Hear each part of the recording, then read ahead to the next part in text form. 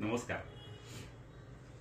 एका ग्रुपच्या बरोबर डिस्कशन चालली होती, चर्चा चालली होती आणि एक प्रश्न असा उपस्थित झाला त्या चर्चेमध्ये की पती पत्नींच्या मध्ये आनंदी वातावरण कसं राहील, असा एक प्रश्न उपस्थित झाला. मी माझं मत मांडलं, ते शेअर करतो. खरं तर आनंद ही प्रक्रिया आहे ना, ही प्रत्येकाची आहे. त्यानं तो आतमधून स्वतः समजून घ्यायचा भाग आहे की आतमध्ये शोध लागल्याची प्रक्रिया म्हणजे आनंद आहे.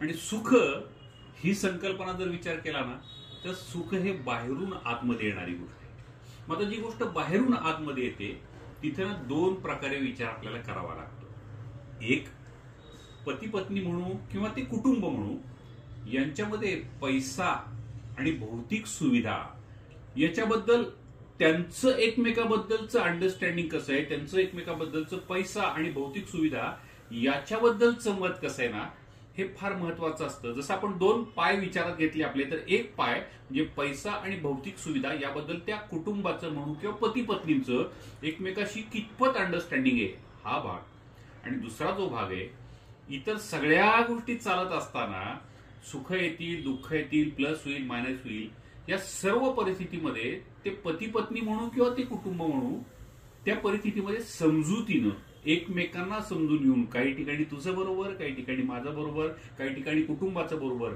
त्याला आपण लवचिकता म्हणू, समजूतदारपणा म्हणू, अंडरस्टँडिंग म्हणू, हे दुसरा पाय जो आहे ते ती फॅमिली किंवा पती पत्नी एकमेकासाठी किती स्ट्रॉंग ठेवतात याच्यावरती टोटल त्या कुटुंबाचं सुख अवलंबून आहे. म्हणजे पैसा आणि भौतिक सुविधा याच्याबद्दल जर विचारात एकमत एका ठिकाणी होत असेल, एका सतरंजीवर म्हणू, प्लॅटफॉर्मवर म्हणू, एकत्र येऊन एकमत होत असेल तर सुख सापडेल. आणि दुसरं, त्या कुटुंबाचं किंवा पती पत्नींचं प्लस मायनस गोष्टीमध्ये सुद्धा एकमत होणं गरजेचं आहे. मी बरोबर का तू बरोबर पेक्षा आपलं आता एकमत होईल. असं जेव्हा होईल तेव्हा ते टोटल कुटुंब जे आहे ते छान सुखी समाधानी कुटुंब म्हणून त्या कुटुंबाकडे नक्कीच पाहता येईल. माझं मत आहे. धन्यवाद.